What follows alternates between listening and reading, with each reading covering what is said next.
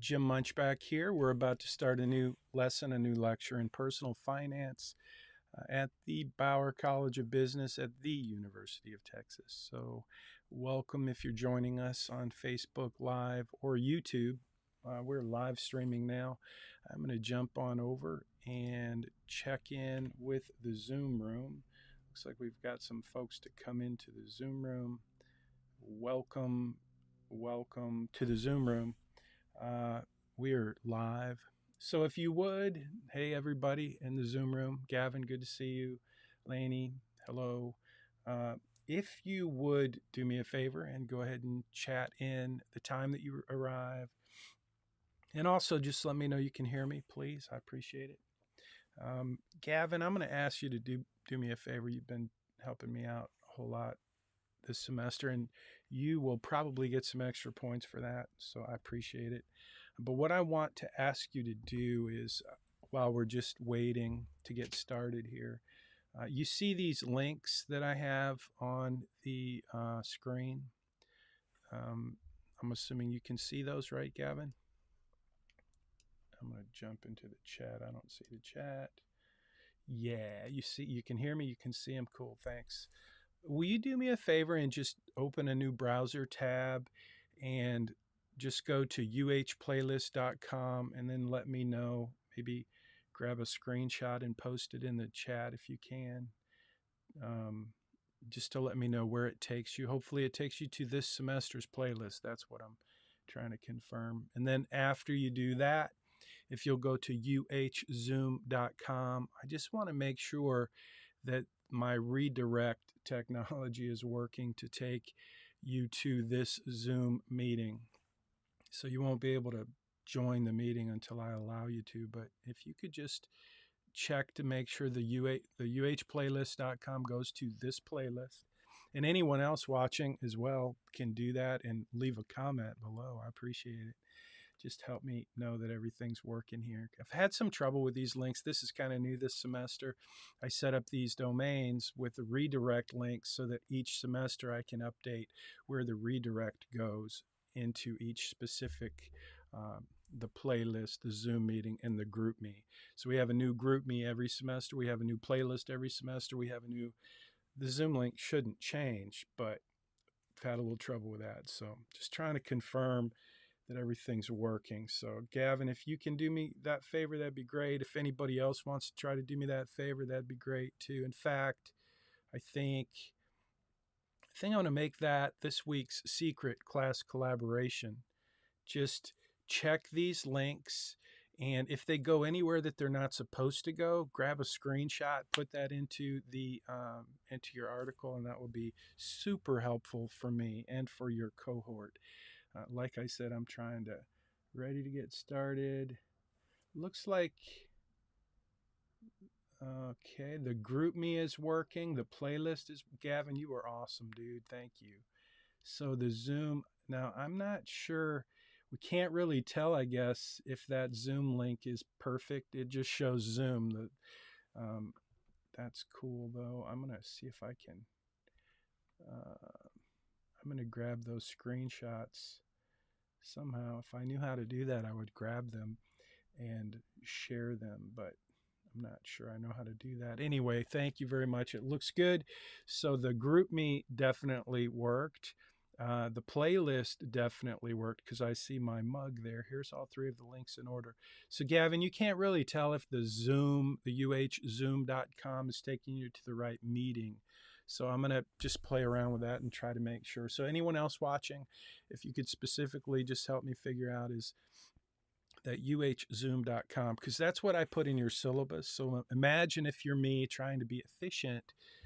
Every semester I have all these new links, and they're weird links. Like a playlist link is like 27 feet long. You know what I'm saying?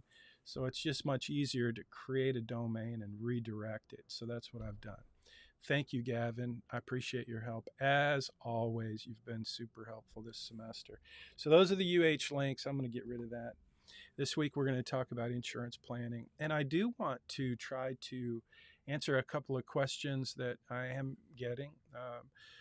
So let's see if I can jump into I don't have it handy here. Let me see if I can find last week's Credit Crush assignment.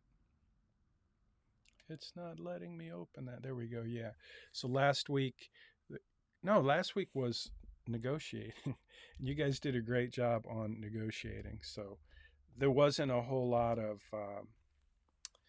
there weren't a whole lot of questions related to that. Some folks, some students got a little kickback because they didn't tell me what they were going to negotiate. So if that was you, if you got feedback from me, whether it was based on your early submission or your regular submission, which I haven't graded everyone yet. But if you do get that pushback, it's just part of the assignment to tell me what you're going to negotiate. That was kind of the whole point of the bargaining and negotiating, to figure out where are you in that. Remember, we did side one and side two. Which side of the room are you on? That was part of it. But also, I wanted you to think about what could you practice bargaining and negotiating moving forward. So for those of you, most of you did an awesome job on that assignment, but some of you didn't include that. You didn't tell me what you were going to bargain or negotiate, and so you got some deductions. So anyway, so again, this week's secret class collaboration, I'm going to say it again, are these links. I just need your input. Can you get to these? Just check them out. I want to make sure you are aware of this semester's links. This is new this semester. I just purchased some domains to make it easy for me, easy for the next cohort.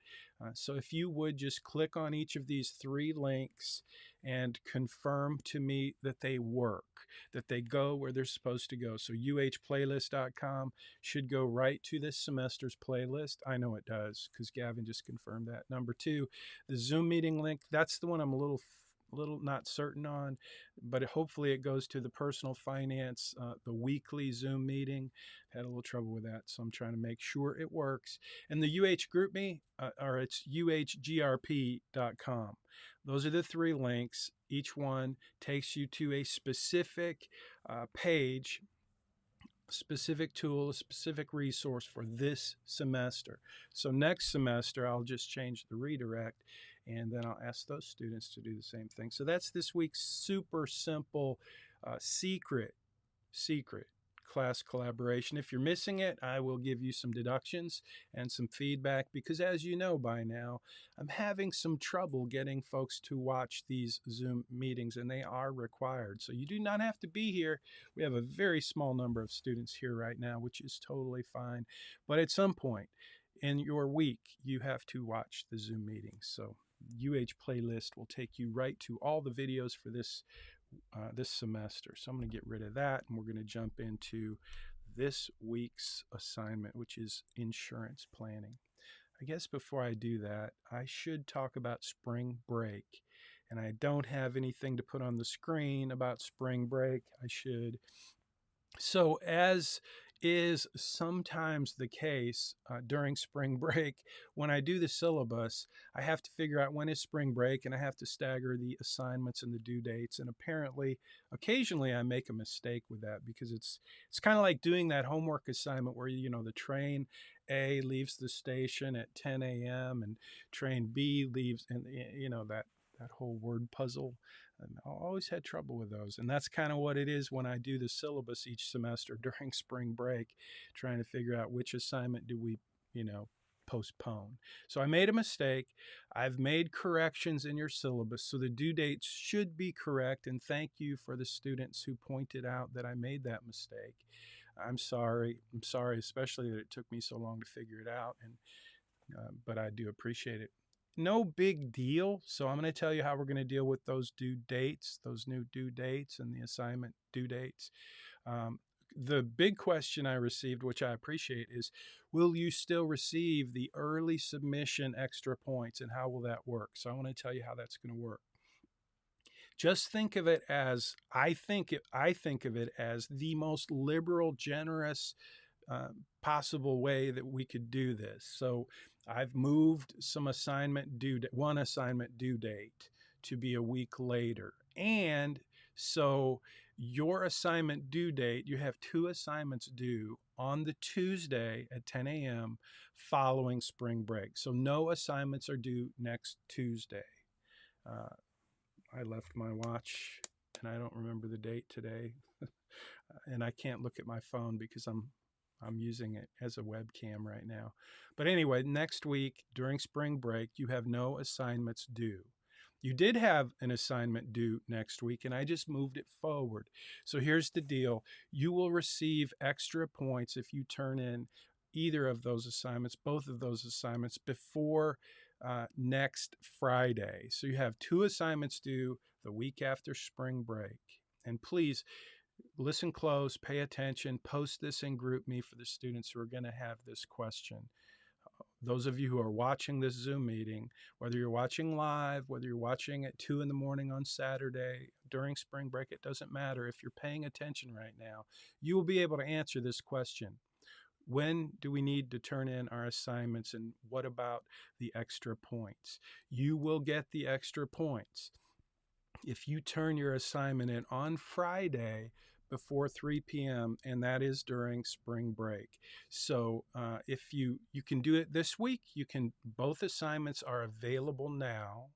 So I would encourage you to knock those out. They're not difficult. One of them is this week's assignment, which is Insurance 101, and we're going to talk about that now. But I just want you to know I'm going to be as liberal as I can possibly be in terms of giving you the extra points to incentivize you to turn these assignments in early, so you can get a 20% bump in your grade, and you'll get some feedback from me if you're missing something. So let's jump into the assignment so you know how to do this week's assignment. This week is assignment week number 8, Insurance Planning 101. I'm going to show you how to add insurance to your plan. So if you're watching this video on YouTube or Facebook, you should have a link, as always, to what I'm looking at. This is at missionalmoney.com, and it is called Insurance Planning 101. So the link that's in the video will take you to this post, and there's a lot of information in this post. So I'm going to just tell you as we jump into insurance that insurance, and I'm going to try to teach you about insurance in 1 week in 1 lecture, which I won't be able to do. Insurance is, however, one of the 7 essential elements in personal financial planning. So there are 7 elements. I wish I had that ready. I'm going to see if I can find, let's see if I can get this to show. That is a picture of a tick. And you can see that tick is, let me get this out of the way. That out of the way, get that out of the way, so you can see Mr. Tick. That's an illustration drawn by my friend Taylor Springle. Isn't that beautiful? So it represents an acronym, and the acronym is Free Tick. So let me see if I can get Free Tick showing.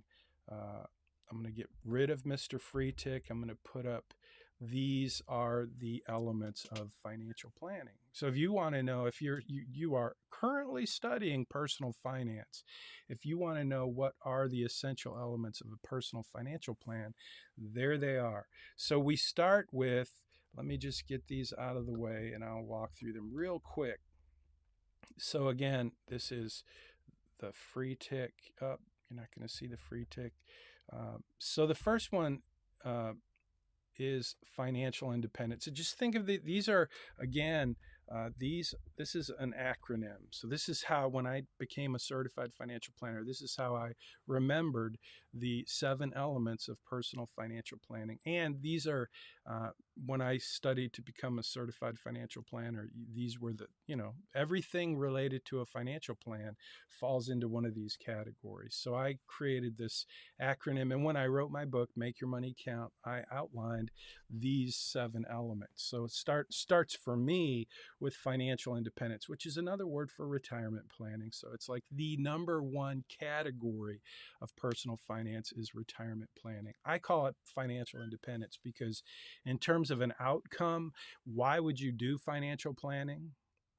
My number 1 reason would be because I want to be independent. I want to be financially independent. And I found that for most people that makes sense. So free tick starts, this acronym with 7 elements of financial planning, starts with financial independence, the big outcome we want from actually doing the work related to personal financial planning. So I hope this makes sense to you. I hope this is relevant for you this semester. The next one is risk management. So let me just get rid of everything except risk management because risk management is what we're going to talk about today. It's insurance planning. How do you manage risk? And so that's what we're going to talk about today. In your work this semester, you're going to do some work around retirement planning. We're not going to do a lot on estate planning, but you do have some content in this course to help you understand the basics of estate planning.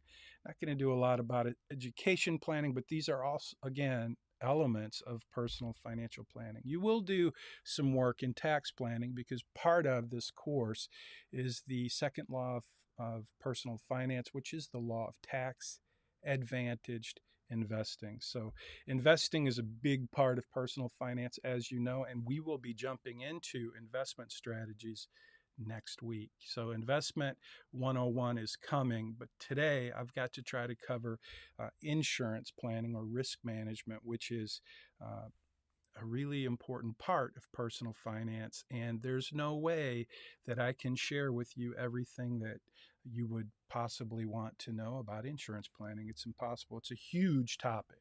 And if there is one thing on the planet that I'm an expert in, it would be insurance planning, because I have a lot of letters after my name, and those letters mostly relate to professional designations relative to the insurance field: CPCU, CLU, CHFC, CFP. But insurance is a huge part of financial planning. So we're going to jump into that in just a second.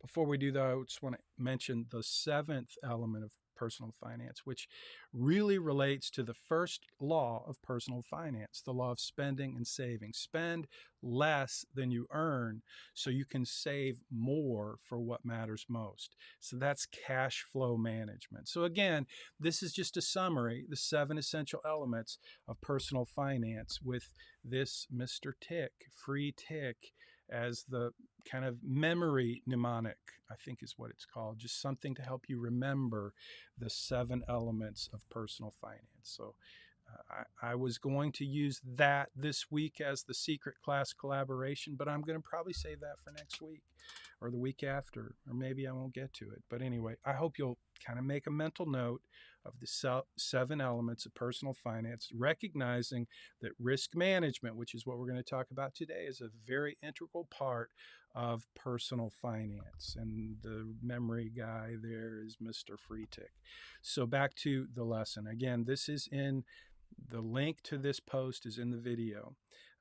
And I'm just going to tell you 2 things. One, you're going to add insurance to your financial plan this week. You're going to add homeowners insurance to protect that house that you just bought. So I'm going to show you how to do that so that you don't get any deductions when you add insurance to your financial plan. Number 2, you're going to actually get a quote for car insurance this week. So you can use your pretend car to get an insurance quote. I would warn you not to go online and just Google insurance quote and then just start getting an insurance quotes online, because what you will get if you do that is you will get inundated with insurance salespeople trying to sell you car insurance for the next 10 years. So what I would encourage you to do is go to your current carrier. If you have a license and you have insurance on your parents' policy or whatever, go there and get a quote to add that cool car that you put in your plan. Get a quote just to see what it will cost to cover your car. That's what I want you to know this week. I want you to understand the basic coverages relative to a car insurance policy and also a home insurance policy. And I'm going to just put up different. So I'm going to just start talking about insurance. And I'm going to tell you right now that insurance is, like I said, it's a very big topic. And there's tons and tons of minutia in insurance. I was teaching at Rice. They have a CFP program, and I had the privilege of teaching the insurance component for professionals who wanted to earn their CFP designation. And I had the privilege of teaching the insurance portion of that, the risk management portion of that. I would say it was probably one of the most challenging things I've ever done, because there's so many things in insurance, and you're seeing some of them go by the screen right now. I just took a list of the major insurance policies or major insurance types that are involved in personal financial planning, like health insurance. We're not going to talk about health insurance. It's really just, there's too much in the field of health insurance. There is so much to talk about, and I'd love to do that. I have tons and tons of minutia in my mind about health insurance, but we're not going to do that. But it is one that you should be aware of, and I hope that when we talk about health insurance or life insurance, another big topic, those are the sand. That's the beach. I don't know why I have that piece of text going. This is for disability insurance, which is another big piece of insurance planning. Disability insurance is probably one of the things that is most important for you as a young person, and one that is least talked about. So you're not going to find any super influencers talking about why you need disability insurance, but trust me, it's a very important part of your insurance planning program. I had a little accident a week ago today. I was driving my motorcycle and I laid it down. I was on a dirt road, and the dirt road literally had a 90-degree turn. I didn't know it was there. First time on that road, and I'm hurting. Fortunately, I was wearing a helmet and I didn't get hurt worse. But believe me, this week, disability is a very relevant topic to me, and it should be to you too. We're going to talk about car insurance mostly today, which is what you're seeing now. Car insurance covers you for a lot of things, and I want to make sure you know what the major coverages are, because you're going to spend a lot of money on car insurance. You're going to spend a lot of money on insurance in general. And if I could teach you one thing this week, it would be to become a good consumer of insurance. Because if you look at your budget, for the rest of your life, insurance is going to be a big part of your budget. Risk management. There's lots of ways to manage risk, but I want you to learn I just want you to understand the basics of insurance so you can become a better consumer starting now. And it's not that difficult. So we're looking at pictures of things that are called, that's apparel right there. If you wonder what those termites are doing on the screen, they represent a peril. We're going to talk a little bit about the perils.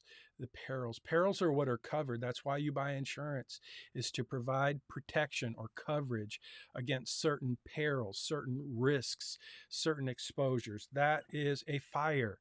We've had some big fires in Texas in the last couple of weeks, still going. I'm not keeping up with them very well, but fire is a huge peril for cars, for homes, for businesses. So we're going to talk a little bit about how that works in a homeowner's policy. This image here, this video here, shows a gentle little lady, older lady, and her family, and a nurse preparing for long-term care or nursing home coverage, which is, by the way, if you didn't know this, statistically, long-term care is 1 in 2. 1 in 2 people are going to require long-term care insurance over their lifetime. Why do we have a blank screen? We're starting over. So that's a little screen show I put together this morning just to try to highlight the basic coverage types that I would like to expose you to in this lecture. But again, there's no way I can cover them in detail. I just wanted you to be aware of the topics that we're going to be covering. And so if you go to this post, you'll see in the beginning, I basically talk about your actual insurance assignment, because you're going to get an insurance quote. And doing that, in my opinion, one of the best ways to learn the coverages in a car insurance policy is to get a quote. Now, if you own a home, if you happen to be one of the students in the course that owns a home, you should get a quote on your homeowner's insurance too. I'll be happy to review those with you. Your car or your home, all you got to do is send it to me and say, hey, if you're really trying to figure out what are the best coverages for you, I'm happy to take your quotes and review them with you and make sure you understand the coverages that you're applying for or that you're getting a quote for. Super important. It's the best way to become a good consumer of insurance. You're going to spend a ton of money on insurance in your lifetime.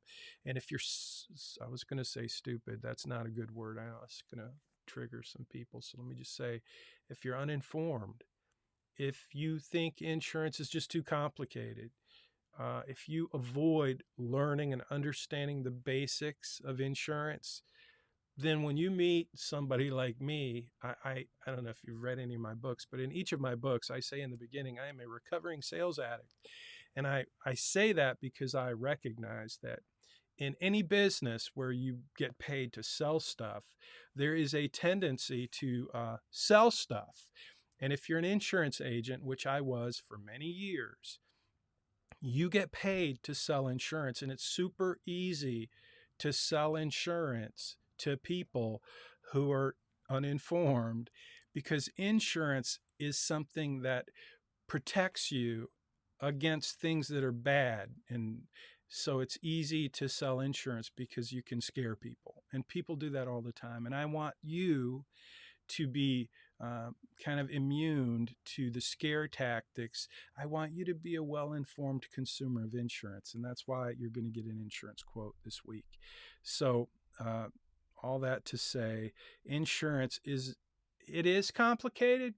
There is tons of minutia, which is why teaching that element of the CFP program at Rice University was not my favorite thing in life to do, because those professionals expected me to teach them all of the very minutia in insurance, which in my opinion is less important than understanding the major coverages. So I want you to understand the major coverages, starting with collision and comprehensive. These are the two coverages that in your auto insurance I want you to understand this week.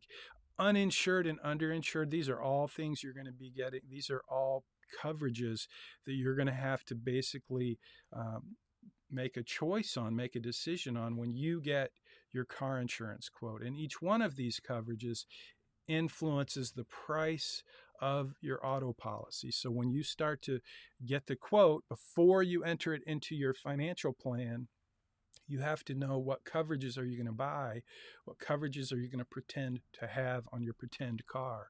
And these are the coverages that you're going to be looking at in that process.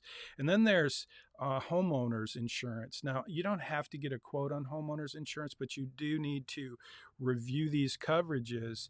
And in your financial plan, you're going to see some data cards that will have like how much coverage, how much are you paying for your insurance. So all of those things are explained in Money Study Group. You'll see the data cards.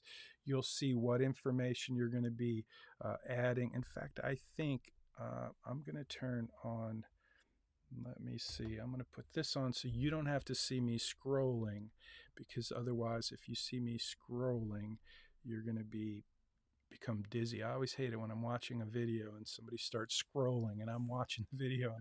Anyway, I'm trying to protect you from that. I hope you appreciate that. So I'm going to show you, this again is the post that I'm looking at, which is linked in the video.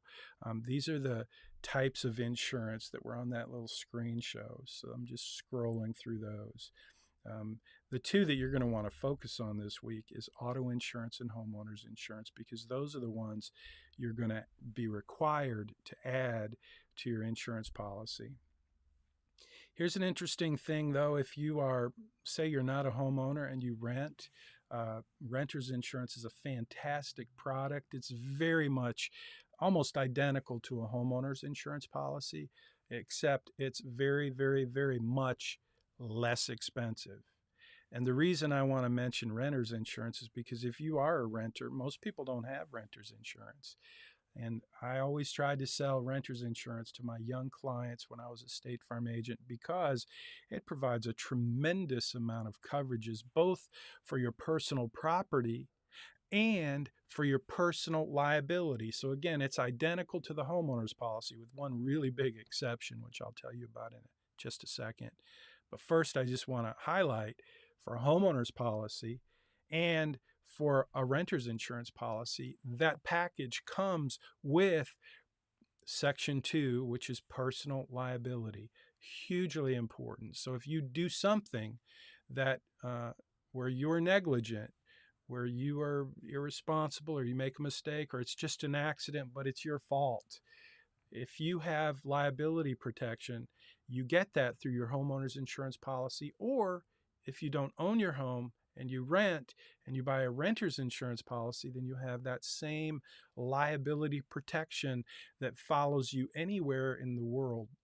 If you do something that you are negligent, you are liable, and somebody else gets injured, or their property gets damaged, and you end up being liable for paying for that damage, whether it's bodily damage, injury, or property damage, either one, your policy, the liability section, pays that claim. You file a claim, you're liable, you're negligent.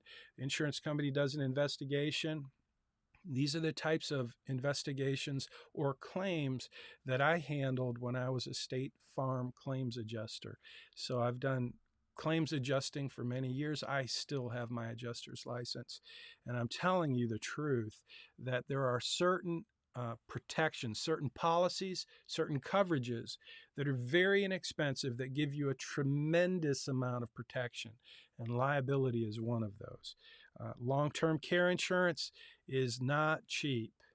I do have long-term care insurance. Myself and my wife, I bought it when I was 38 years old. Now, here's the deal with life insurance and long-term care insurance and disability insurance and health insurance. Those are all cheaper if you're younger, if you're young and healthy. So just think about life insurance for a minute. I don't know if you think life insurance is important. This was really going to be this week's secret class collaboration, but it's not. We're doing the links. Remember those links? That's your secret class collaboration. To check out those links and tell me if they work. Hopefully they do. That's your simple secret class collaboration this week. But I wanted to use life insurance, and I was just going to pose the question, and you're welcome to answer this question. I would love to hear what you think. But if I were you, if I were young, and someone asked me if I wanted to purchase life insurance, I would say yes or no. I'm curious, what would you say? Now, when I was your age, when I was young, in fact, when I was in college, I got married and we got pregnant, and we had our first child while I was in college. And so for me, life insurance made sense. It was important. But then life insurance the type of life insurance you buy makes a big difference. So I'm curious, first of all, even if you don't have any dependents, anybody that really depends on you right now, if you knew the secret of life insurance, which is this: if you buy life insurance while you're young and while you're healthy, you get it at a super duper discount. And you can lock that discount in for decades, that discount in for the rest of your life. So if you knew that secret about life insurance, would it change your mind about purchasing life insurance sooner as opposed to later, even though you may not actually have anyone who depends on you? If you died right now, maybe your parents would have to pay some funeral costs, but nobody has to worry about living your contribution to their living expenses for the rest of their life. Like my wife is my responsibility. That's just my value system. I'm the man, and it's my job to take care of my family. I am the one who is financially responsible for, the cost of living for my family, for my wife is my family, and our dog Lucy. And so that's my responsibility. But I don't know about you. I don't know how you feel about that. Like, if that's something you would want, to be able to say, I'm responsible for the people I love, financially responsible. And one of the ways that I'm going to make decisions and choices about what I do with my money is I'm going to purchase a life insurance policy to transfer the risk of me dying so that I can provide for someone I love after I'm gone. So maybe you don't have anyone in that place right now, but my question would be, again, very simply, if you knew the secret about life insurance, that you can buy it super cheap when you're young and healthy, and you could lock that discount in for the rest of your life, if you knew that was true, would you even consider possibly taking some of your spending money that you're spending on that cool car or that really nice house or that credit card, buying stuff you probably don't really need? Would you choose to allocate some of that money to a life insurance policy? Now, probably by now, if you're listening to me, you're thinking that dude is trying to sell me life insurance. And I'm really not, because I do have a license to sell life insurance, I think. I haven't checked it in a while, but I'm not trying to sell you life insurance. I don't get paid. I don't sell any commission products, by the way. But I do believe in life insurance, and I own quite a bit of it. And I purchased it on my kids when they were very, very young. And some people thought that was morbid, to buy life insurance on your own kids. Maybe you think that's morbid, but I thought it made a lot of sense because I knew the secret of life insurance, which is the younger you buy it, especially if you're a child, if your parents are smart enough to purchase life insurance for you when you're 2 years old, they lock in that discount for the rest of your life. And then at some point, when you are financially responsible, they can give you that policy that they locked in when you were 2 years old. It's a ridiculous secret about life insurance. But I'm just curious, if you knew the secret of life insurance, would you be curious about what it might cost, and maybe possibly would you consider making a decision to do that, or maybe even for your own kids? And if you're my age, for your grandkids. I haven't done that for my grandkids yet, but you know what? I may do that for those are my grandkids. That's Maddie. I think she's chewing gum. Her teeth are fine. I don't know what's going on there. But anyway, that's Caleb, the upside down goofy guy, and my daughter, Carissa. And yes, I did buy life insurance for Carissa when she was young, very young, for all of my kids, 3 of my kids. I only have 3 kids. But anyway, that's just a question. Life insurance is such a big topic. When we talk about personal financial planning, when we talk about risk management, when we talk about transferring risk to the insurance company, there are some really smart ways to do that can be life-changing in terms of the big picture for your financial future. And I just can't not mention life insurance. And disability insurance too. It's just not talked about very much. I want to put it on your radar. I want you to think about it, because statistically, by the way, 1 in 5 people will have a disability that lasts for more than 3 years. Or maybe it's between 2 and 3 years. I'm not sure. But disability insurance is not cheap. But it is something that statistically you will need in your lifetime. And it's something you need to think about when you start working. You can't really get disability insurance until you start working and earning an income. The whole point of disability insurance is to replace your income in the event that you're hurt or sick and you can't work. And most employers provide some level of disability insurance, which is great, and you should accept it, take it, pay for it. If they offer it, there's usually a cost, but it's a reduced cost because it's subsidized by your employer, and you absolutely want to take advantage of that. And if you didn't know that before, then great. That was worth paying attention to this lecture to know that disability insurance is a very important part of your financial future and your personal financial plan. And it's not just about this semester and getting an A. It's about basically taking advantage of some of the things that are available to protect you, protect your assets, and disability insurance is an important one to consider. You're going to do mostly this week auto insurance, which we'll talk about for the next few minutes, and homeowners insurance. Already talked a little bit about long-term care insurance. Let me just mention umbrella insurance, or personal liability umbrella insurance. We call it PLUP, P-L-U-P. If you're in the business, you just say PLUP. They have a PLUP. What that means is you've purchased an insurance policy that provides insurance protection, liability protection, above and beyond the coverages on your homeowner's insurance policy and your auto insurance. So the way it works is pretty simple. I don't actually have an umbrella policy today because it just got too expensive, because I own 2 RVs, 2 motorcycles, a car, a truck, and the more vehicles you have, the more an umbrella policy costs, because every one of those policies has a liability limit. And the personal liability umbrella policy provides coverage above and beyond each of those policies.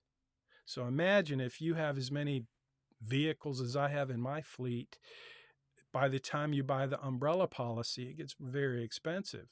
And that's not true for most people. If you have 2 cars and a house, you can get an umbrella policy with $1 million protection. That's above and beyond your home and your auto for a couple $100 a year.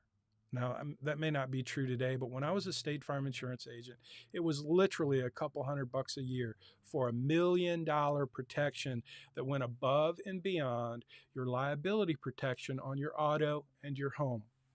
Now, you did have to upgrade your home and your auto. You still have to do that. So if you go shopping for umbrella insurance, you need to understand that your insurance company is going to require you to upgrade your liability protection, because they require that you have a minimal amount, and their minimal amount is different than the minimal amount that is required by the state, which is one of the questions on your quiz. It's a Quizlet, actually, and I do believe that's one of the questions, is how much coverage is required in your policy. And so I'm going to see if I can find that real quick. I think I have it in this post. I'm looking for it now. But you will do a Quizlet. It's not a quiz this week. And I do ask in Money Study Group how you feel about Quizlets. I've found, by the way, that Quizlets are quite, students like them. It's a different way to do a quiz. So let's see. I am still looking, but I'm not seeing it. Okay, here we go. I think I found it. I did find, yeah, here it is. So I'm going to get rid of this. So this is Texas specific requirements. And if it's not on your quiz, it should be. And I think these are accurate. They do change, but Texas specific requirements. Remember, I told you that if you wanted to buy an umbrella policy, you would have to increase the coverages on your policy because your insurance company requires that you have a minimal amount. But it's different than the minimal amount from the state of Texas, or any state for that matter. So these are numbers that you're going to need to get for your insurance quote this week. So I'm going to I want to talk about these for a minute. There are 3 numbers when you look at your insurance quote. They used to just be a number, a slash, a number, a slash, and another number. So, for example, pretty typical package that we would provide in terms of quotes for new customers. And again, I was a State Farm agent, and I was in zip code 77062, which, if you checked it out, at least when I was a State Farm agent, it was one of the most affluent zip codes in the country. We had the nicest houses, the most expensive houses. We had I can't even remember the name of the golf club that I was a member of for like 5 minutes. Very expensive. I'm not a big golfer. But anyway, it was a very wealthy neighborhood. And so when you're in a wealthy neighborhood, your packages would be different with higher coverages typically than if you're buying insurance like down in the Fifth Ward or wherever, because it definitely changes the price of the product. Most of my clients had umbrella policies because it just made sense. They had a lot of assets to protect, and the umbrella policy is an asset protecting machine. But these are the basic minimal coverages in the state. So let me talk about them for a minute. So if I said 150, or if I said 50, 100, let me see for a second. I have to 50, 100. Yeah, 50, 150, 50, 150. So the first 50 is for bodily injury. And I hope I'm not getting this confused because the numbers, there's three numbers. One of them is per accident for one person. That's what I'm going to say. 30, let's say 30, 60, 25 is the number that you see. The number's 30/60/35.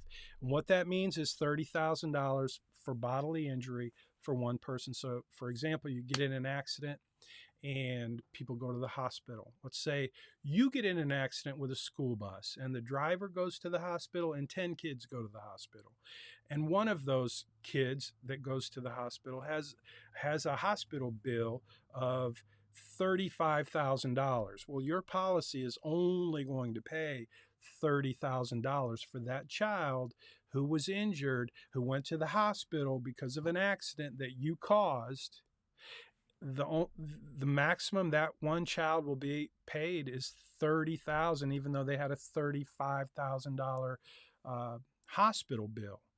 Now, if they had a $35,000 hospital bill, they probably have a claim against you for more than just the hospital bill. Maybe they have some pain and suffering. Maybe they have other extenuating damages that are a result of that claim. Maybe they have permanent disabilities or disfigurement from that accident. Who knows? But my point is, the reason you buy insurance, car insurance, and the reason that you have to pay attention to the liability limits is because you need to understand how much the maximum your policy will pay. Now, in that same accident that you caused, where the school bus driver and 10 of the students were involved, and let's say 5 of those students, in addition to the one that had $35,000 in damages and hospital bills, let's say that 5 additional students went to the hospital and had $20,000 each. That's $100,000 plus the $35,000 for the student who had that was on the school bus, the passenger who had the $35,000 hospital bill, not to mention the driver who had a $25,000 hospital bill. So that's 25, 35, and 100. So that's 100, and if I'm doing my math right, 140 grand. So 140, what happens to you? You have $60,000 coverage. That's per accident. So that doesn't mean per person. Each person, the max they can get is 30, but the maximum that your insurance company is going to pay for an accident that you caused that was your fault, the most they're going to pay is 60 grand for that entire accident for bodily injury. Does that make sense? Chime in if you have any questions. I'm looking. I don't see any questions in the Zoom room. If you have a question there on the let me make sure nobody's waiting to get in. Yeah, if you're watching on YouTube or Facebook and you want to ask a question, feel free to do that. And if you're asking a question in GroupMe, hopefully the students who are paying attention now will be able to answer your question. Let's talk about property damage. Same thing. This is per accident, $25,000 per accident. What did I say the scenario was? I said you got in an accident with a school bus. And this school bus, by the way, it's one of Kamala Harris's favorite kind. For extra points, you can post in the comments what kind of school bus is Kamala Harris's favorite kind of school bus. If you don't know the answer to that, I'm sorry, you haven't been paying attention. Because there is a type of school bus that is very expensive. And I'm not going to say that it's actually worth the money, because I'm a master, or used to be a master mechanic, and internal combustion engines are pretty awesome if you ask me. But Kamala Harris prefers a different type of vehicle in a whole different category that involves a whole lot of things that make no sense to me. At least they make a little sense, but not in a school bus. But the point is, your policy has this much coverage. And if you're not looking at the screen, if you're just listening, that's $25,000 property damage is what your policy has. So that is not a lot of coverage. 25 grand, because in this accident that you caused, where 7 people ended up in the hospital with a total of, I think we said, $140,000 damage, and your policy covers only up to $30,000 per person, and one of those people, who is a person, had $35,000 in hospital bills, plus who knows what else, for pain and suffering, disfigurement, disability, future surgeries. All of those things become part of the claim. And $60,000 is what your policy will pay for the entire accident, when you had a whole lot more than that. And you have $25,000 for property damage. And that school bus, here's the answer to that question about what is Kamala Harris's favorite kind of school bus. It's an electric school bus, and that's what you hit. And it was your fault. In this accident, the damage to the school bus was pretty epic, because it hit the battery center in the school bus, and all the batteries are damaged and have to be replaced, which means the entire school bus is a total loss. And the cost of the school bus, because it's an electric school bus, it isn't the normal $160,000 for a school bus. This is more like, actually, I don't know what a school bus costs, but I would bet $100 that if you bought a school bus that had an internal combustion engine, and then you went and shopped for another school bus that was Kamala Harris's favorite, an electric school bus, the cost difference would be at least 100%. I may lose $100 on that bet. But yeah, I'm saying it's twice as expensive. But point is, you have $25,000 in protection. Is that enough? So that's the example for the Texas specific requirements. When you do your quote, you have to decide what is a reasonable amount. And again, remember, please, when you get your quote, I want you to be thinking about the fact that you've fast forwarded your life to the place where you're actually working in your dream job, and you're actually making an amount of money that is based on your ability to land that dream job. So don't just go, okay, I'm going to look for the cheapest insurance. Just think it through, like you've got a house now that's an asset. You've got an income that's an asset. And that's another point I want to highlight, because typically, if you have assets, you need to be protecting those assets with sufficient liability protection, okay? But one of the assets that you have that you may not have thought about is your earning income. So if you've got that dream job that you landed in your imaginary life, if that's the case for you, then you have a future income, a lifetime income that is an asset. And if you don't have the money to pay this claim because you cut corners on your insurance and you bought the cheapest insurance you could get, and now you had this claim, and now you're basically on the hook to pay it, and you may not have the money to pay it, and you may have no assets that you could sell to cover this lawsuit. But what asset do you have? What asset do you have? I'm not going to answer that. I'm going to leave that question for you to think about. What asset do you have? Because that is the asset that I'm going to come after you for.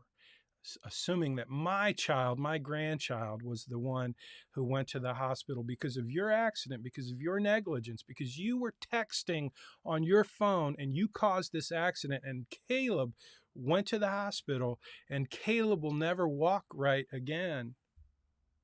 And he's got some nasty cuts in his face, his beautiful face. I'm his granddad. I'm going to help get the attorney, and I'm going to sue you for as much as we can get for Caleb. And the asset that I'm coming for, that asset that you have that you never thought about, that's what it's going to cost you for the rest of your life. So all I'm saying, trying to do that kind of scare you thing, because I want you to become a good consumer of insurance. I want you to learn about the cost of insurance, and not just how much it costs, but what can you do to manage risk in your life. So when you go to do your homework this week, you're going to read, you're going to, have lots of content to look at and think about.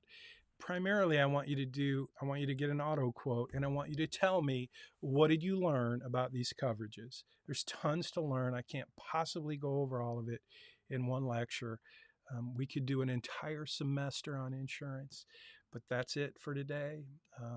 If you have any questions, I'm happy to hang around and answer them.